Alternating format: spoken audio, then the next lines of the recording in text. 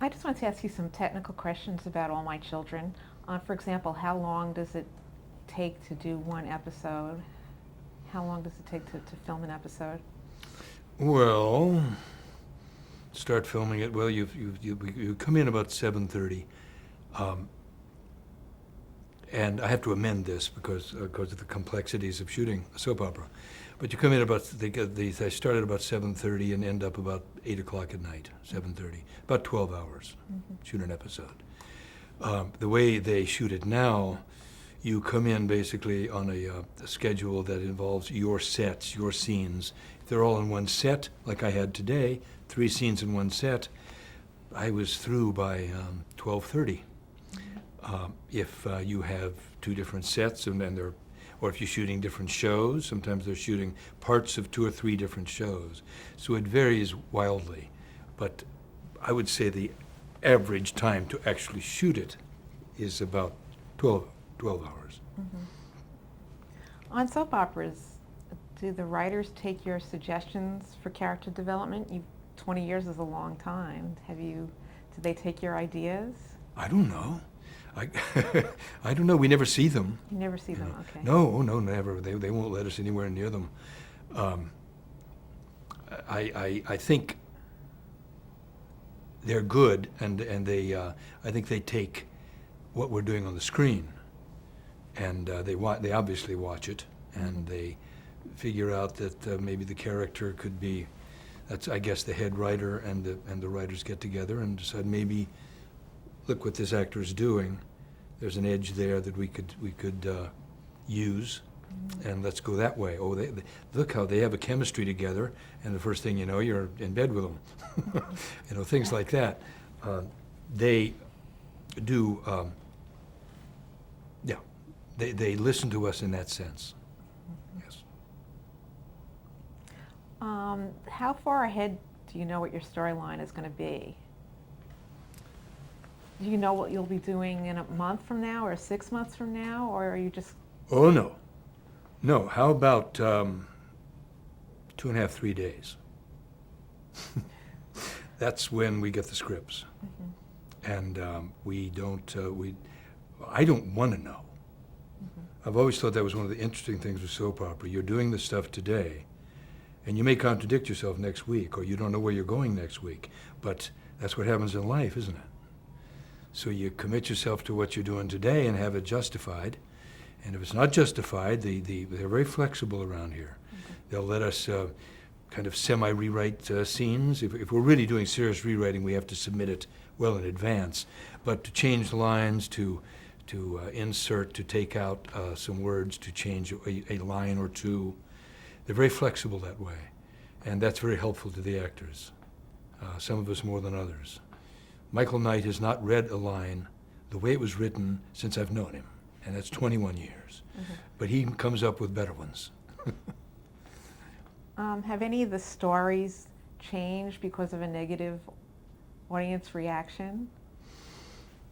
Well, again, I don't know. I know when I first came on the show, and this is interesting, I don't remember the characters but I know there was a lesbian plot. And and it was jerked off the air pretty quickly. This was in 1982. I mean, there was a lesbian storyline in 2004 that did well, but yeah. Yeah, and back then it was a different thing. It's a much more acceptable topic now, and Bianca is a lesbian. That's out, isn't it? Yeah, we know that. So they obviously, if something doesn't go over well, they're going to really badly for anything near the right reasons, then they're going to pull it and change it. They want the show to succeed. But I can't imagine anything right now that they've tried to do that has been pulled for those reasons. You said that you only get your storylines 2 or 3 days, your scripts 2 or 3 days in advance. Are you sworn to secrecy? Because usually there's about a 3-week gap between what you do here and when it shows up on the air. We are sworn to secrecy. We do not give interviews. This is over. Oh, I lied about that. We are sworn to secrecy, yes. Okay, those are just general soap opera questions. I wanted to ask you, of course, what most people would ask first. When you first came on the show, you were given the ultimate soap opera challenge, or honor, both, to be the new love interest for Erica Kane, who had been married about four or five times by then. And what did you think of Susan Lucci when you first came on the show, and how have you enjoyed working with her over the years? Yeah, I've loved working with her. She's funny. I love her comedy, and she's bright. She's lovely to work with. I've been married to her at least twice. I don't remember ever getting divorced the second time, so I think maybe one of these days we're going to find out that Adam is still married to her, but probably not. I loved the one where we went on. We married her. I talked her into marrying me. I had to talk her into it each time, and we went to somewhere in the Caribbean, and we were in a hotel, and we were ready to go toward the bedroom, and we got into the bedroom, and she said she needed a drink. She'd like a martini, and when I went to make the martini, she jumped out the window and came back to New York. I went back to New York. Well, gee, give a fella a chance, but. She's a good friend and a wonderful performer, wonderful actor. I loved working with her. It was fun. There's something a little bit tongue-in-cheek about her, as we all know. Well, that character has really spanned the history of the whole show from the beginning, and it is the most popular character in soap opera even now. Yeah, I don't think there's any question about that. Well, after that, you moved on to many, many, many storylines. But as I sat down and looked at the names of all the people that you'd worked with, I had forgotten how many times Adam has been married. I lost count after about 9. Has it been that many? Yeah. I lost count too. We don't have to keep track of these things. Not in soap operaville. But you've had many leading ladies. The character is certainly... Yeah. Some wonderful ones. Julia Barr and Marcy Walker. And Ellen Wheeler. Oh, Ellen. She was wonderful. She's the one that had AIDS. Good ones. Really good ones. Maybe if I were to associate with each one, you could just give me a reaction. Like Julia Barr, who played Brooke English. Julia Barr is on the show a very good personal friend, as is Marcy Walker. Julia Barr, we're talking about now, is one of the best actors I know. You got to watch your step, because once in a while I step slightly over the edge in terms of believability and reality. And Julia is totally believable in everything she does. My wife loves her too. She said, "Yeah, I saw Julia again today. Absolutely, totally believable. And a good friend and a very smart woman. Same with Marcy. She's good friend, wonderful actress. I don't know why they're not using her more right now, but I think we married and divorced about 3 times, and they kept sort of doing the same plot over and over again, and I saw there had to be an end to it. But I miss working with her. I miss working with Julia. Well, her character, Liza, was a very smart woman, but Adam outsmarted her. I mean, one of the most memorable storylines is when he was more devious than she was, let's put it that way. He snuck his own sperm into the sperm clinic, and she didn't know that she was getting it, thus creating a child. Well, everybody does that. Come on, what's the matter? Give a guy a chance. Over the years, at least with Adam, he's remained, if you watch soap operas for many years or decades, the characters change a lot, and a lot of them become almost unrecognizable in their personality. They're bent to the plot. But Adam and Stewart are both really consistent. Well, I thank the writers for that. And if there is an inconsistency, a minor one, like saying something that I don't think I'd say, or sometimes a whole page goes off on a tangent that wouldn't be what Adam was thinking about, then they'll let us squeal, and they'll change it. And that's great. I wanted to run by some other of your castmates for reactions. Oh, we talked about Ellen Wheeler, about the AIDS story. Mm-hmm. That was a very memorable story. It was one of Oh. the first ones ever done and very poignant for soaps. Yeah. Mhm. Yeah, I just, I think back to that one, it was great stuff. And every time I see Ellen, I just fall in love with her all over again. She's directing now, as you probably know, or producing. She's executive producing something. But she's a terrific actor. That was a good plot. It was very, very touching. Okay. Talk about James Mitchell, who I think came on the show just before you and is still here.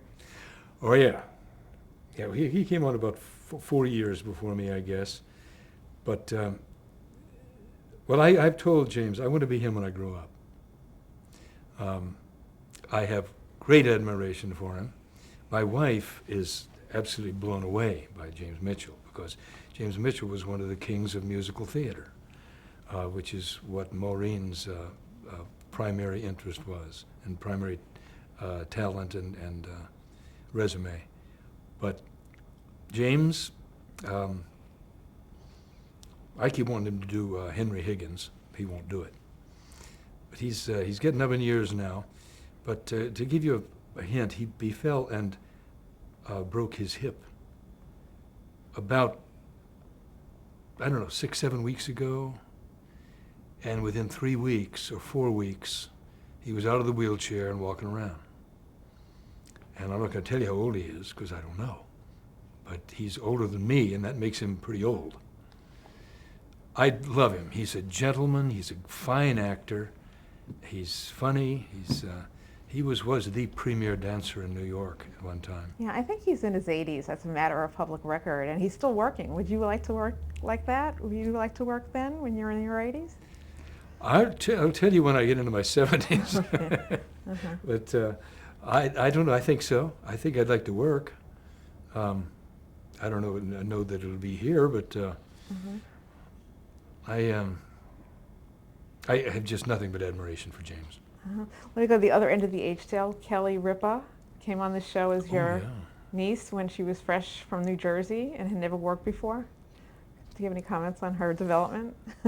Amazing, just amazing. She had this black, jet black hair, and was kind of a punker, if that name was around then. She was a child that I didn't know I had, and I'm very proud of her. They did a bunch of screen tests. My children were about to take violence 23 and 24. And I came in several Wednesdays early, several days early to run the screen test, to test with these ladies. And it was about the 4th day of this, and we were into about number 12 or 14 in the screen test. And the minute she did this short 3-minute scene, it was a foregone conclusion that she would be cast. Very talented girl. I told them when they talked about putting her on with Regis that they were very smart, because she's very smart and very funny. Isn't she wonderful on that show? Yeah. I think so. I think so. Let's see some other people. You talked about Vincent Irizarry, who plays David Hayward, is not in that many scenes with you, is he? Or No, I haven't worked with him much. Yeah. We're always at each other's throat, uh-huh. almost quite literally. We're going to Italy this summer, and he gave us some instructions that are very valuable. That's just a footnote. He's a very nice man, a family man, a very good-looking man, and a very talented man, and I hate him. Okay, and the last ones I want to ask you about are people who've been around All My Children from the beginning. Ruth Warwick. Ruth. I first came on the show, and it was in my first or second week, and Ruth was sort of standing in the wings, so to speak, standing off camera while the scene was going on. And they were rehearsing it, and I happened to be standing there beside her. And she mentioned that she was cold, a little chilly. And this was Ruth Warwick. I'm just brand new, and I said, let me go. Can I get you, do you have something in your room? I'll go get you a sweater. And she said, would you do that? I said, of course. And I ran to her room and found the sweater and brought it back. There's no end to the story, except I was just she's a movie star and a very classy lady. Mm-hmm. I love her. And Ray McDonald? Oh yeah, Ray. He's a funny man. Dick Tracy. He played Dick Tracy. They did a pilot for a television show quite a few years ago. But if you notice, he has that nose, that wonderful, terrific profile, that sort of Dick Tracy nose. He played Dick Tracy in that, and he was wonderful. And he's a lovely man. Mm-hmm. Again, these people are, these are the history of television. You also play right now with a whole cast of very young actors, mm-hmm. because the ages in soap operas have been kind of ratcheted down in the last couple of years. How do you feel about that? Well, I think they're all very talented, mm-hmm. And I certainly see the need and the sense in bringing in some new blood. I ain't getting any younger. I'm playing Grandpa now. I'm having a little trouble adjusting to that, but I'm having a good time working with Jacob Young, who's playing my son, trying to turn him into a me, and not doing too well yet. But working with Jacob, who's very young, working with Alexa, who's playing Babe, and of course Cameron Matheson and the ladies. We could name them, but we all know who they are. They are the show now. They are the core of the show. And I think the core of the show is in very good hands. Once in a while, a little twinge of jealousy there, but life goes on and the show goes on. The show must go on. Well, I know that a lot of people who have done soaps for a very long time are very resentful of some of the younger people when they get most of the story, and the older people just kind of push backwards. Yeah, that's. But what's the alternative? That we're going to have a soap opera about a bunch of 70-year-old people? You got to bring in new young blood, and uh-huh. At one time I was new young blood, mm-hmm. and I was welcomed, and I appreciate it. Well, one of the ways that a soap opera audience is different is that they build up their loyalty over the years. Mm-hmm. So, don't you think they want to see the same? They want to see the older people, and well, I mean, they are seeing me. For example, I can speak in the first person there. I'm not doing as many episodes as I used to, but and generally the scene is not directly about me anymore. But quite frankly, I'm getting to the point where I'm sort of grateful if Jacob has twice as many lines as I do. Lines are harder to learn. And, I'm lying. I get jealous sometimes about it, but I can't imagine an alternative that would make any sense. Mm-hmm. I'm respected, I think, by the younger people, and I respect them. So it comes right back to, what's the scene today? Is it a good scene? Is it going to be fun?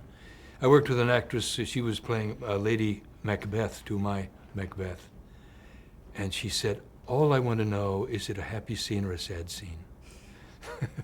Well, I try to keep things simple. Mm-hmm. Is it a scene that I'm going to enjoy doing? Then fine.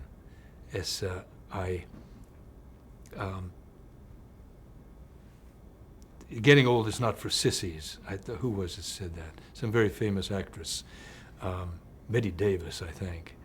And getting old isn't for sissies. But getting older on a soap opera is, I guess that's the place to do it. Because they'll keep me hanging around for a while. And if they get tired of me and kick me out, then I'll go do something else. But I love to see, I get excited about new young talent that comes in and has good instincts and really knows how to use the camera and knows what they're doing. If they're pros, then fine, I love working with them. Mm-hmm. So, end of my jealousy story. And you do have a record number, 5 Emmys, 5 daytime Emmys I guess I've had my share. No, but I mean, that's a lot in daytime. How do you feel about that? Great. Oh.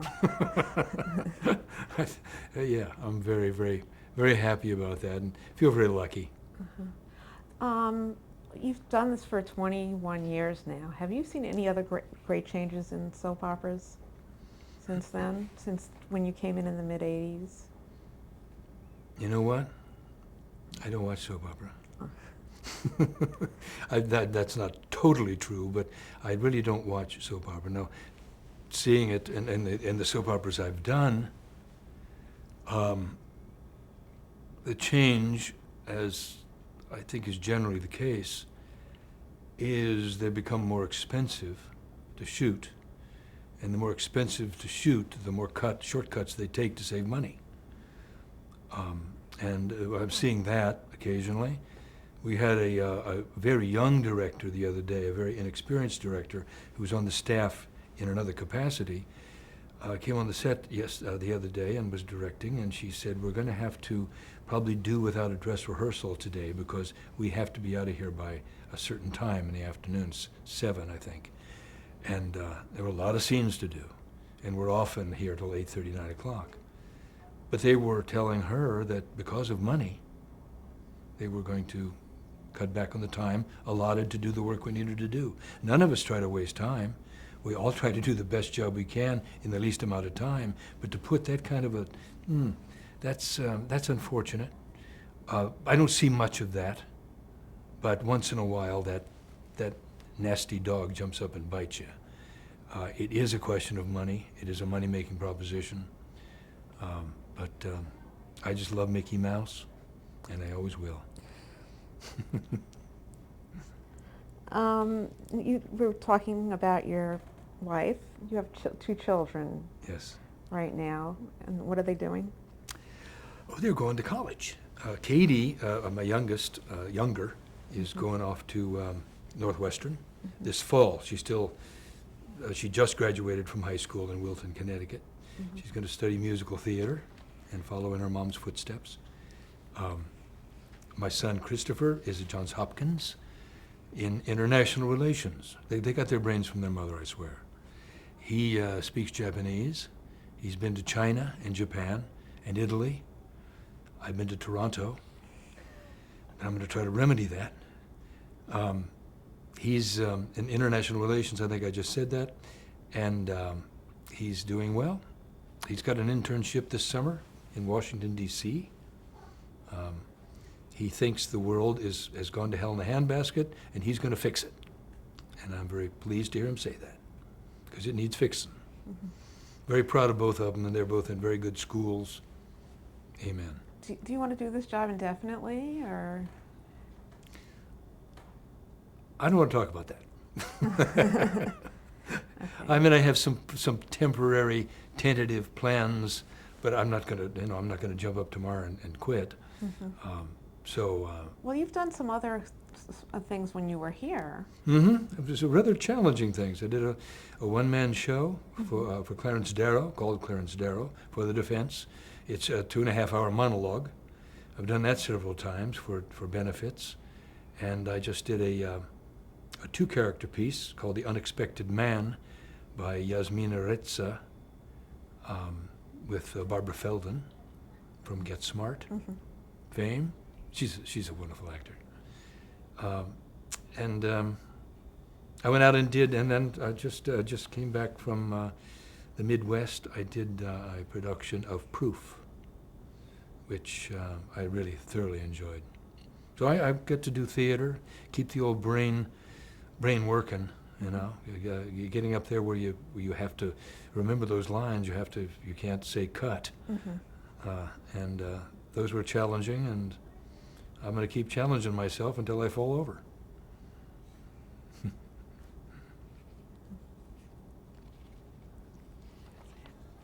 I may be challenging myself after I fall over. I could lie on the floor. No, never mind. So all in all, coming back here to New York worked out. I mean, are you happy that you've done what you've done? You've had such a good, consistent job here? Or? Oh yeah. Yeah, it came at a time in my life when I was getting really bored with LA. And I came back and did a bunch of theater. But when I finally got around, I got this job 4 days after my son was born. He's 20 years old. He'll be 21 in a couple of months, and I've been on the show. Have been on the show for 21 years. Katie was born 3 years later, in '86. So, after having had a full, rich career up to the time I was about 47, well, no, 45, I got the chance to have a family, to raise a family, and that's been basically the most important thing I've ever done, and I'm very happy about that. It's been a good break, and it pays well too, this job. I could have some out of order, right? Okay, great. Oh, of course, the last one. Okay. What advice would you give an actor starting out in television today? Don't start out in television. That would be one of the first things I'd say. I think, well, for me anyway, I think we learn to act on stage. That's a bit untrue, I guess, because it's a bit tainted because of my own experience. That was my experience. But I would suggest that television being such a commercial medium, and I just think that it'd be better off studying and working, doing some work in theater, to try to build their instrument and to test it. Most of what I know about acting I've learned in regional theater.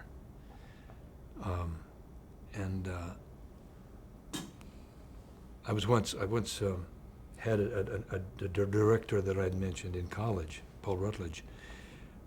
It was a comedy, but I was supposed to get very angry, and I couldn't get angry. And he said, you can't just be as. Well, I need you to be angrier, David. It's in this scene. And I said, well, he said, just think of a time when you've really been angry. Just really think about that, and then try it again. And I said, Paul, I don't remember ever being angry. I was in college in my sophomore year, and I was telling him the truth. I had never, of course I'd been angry, but I ever expressed it? No. We had a fairly strict household, and a show of emotions was not welcome. So, it came up again, and I learned through it was Uncle Vanya. It was a stage production of Uncle Vanya, and I was told by the director I needed to come in and really be wildly angry. And so I worked on it and worked on it and worked on it and worked on it and did it inside and did it outside and yelled and screamed, carried on. And after that, and I fairly well succeeded, I think, but it was from that point on that if somebody says you have to get angry, like when I got Bonanza, he said, can you get angry? Can you get angry for me? And I spun around and took him to task and screamed at him and did everything but jump in the middle of the table in front of him. I could release that. It wasn't that I hadn't been angry, it's because I couldn't release it. You don't learn those things generally when you're put in front of a television camera, because already you're saying there's a lot of money involved. You can work on the stage and work in an acting class and learn an awful lot, or work in regional theater, and there's not that kind of money involved. So I would suggest experience to aspiring actors in television, and tell them what do I do? How do I train? They've asked me. I'd say, learn to act. Learn to act. I'm not saying you can't act, and some people can start off in television and do very nicely if they're tremendously talented, but I don't recommend it. Your career has made